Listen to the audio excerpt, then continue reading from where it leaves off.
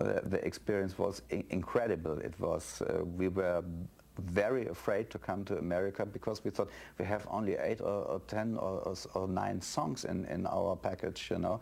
But we had something else because we had 4 different colored neon lights.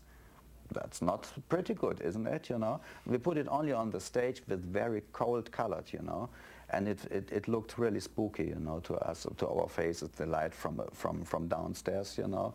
It was a black light, I mean, and I think purple and some yellow and all those spooky colors, and we had 2 synthesizers, an ARP synthesizer and the Mini Moog, and I had my first very short before self-built drum set, patchboard, and another thing, Farfisa organ, and Florian had his flute, you know, electronic flute a little bit with amplification and a tape echo machine. That was all.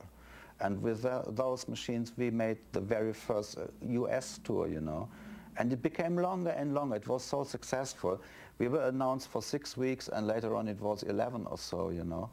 And the very first appearance was here in New York at the Beacon Theater, Broadway, a very old-fashioned Art Deco theater. I loved it. It's beautiful. I have been there today to make some photos for my remembrance, you know, because it's, for me, it's a historical place.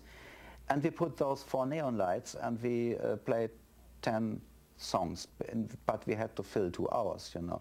You know how we did it? We tuned our synthesizers in between. For minutes, for minutes. Those synthesizers in these days, they had to be stabilized every time, every minute. After every song, they were not in tune, you know. So we took our chance and we made only listening by fitting together, you know. And the people went crazy because the sound, it was only the very new sound. It was so fat, that sound, you know, the synthesizer, and so cold and so big and loud, you know.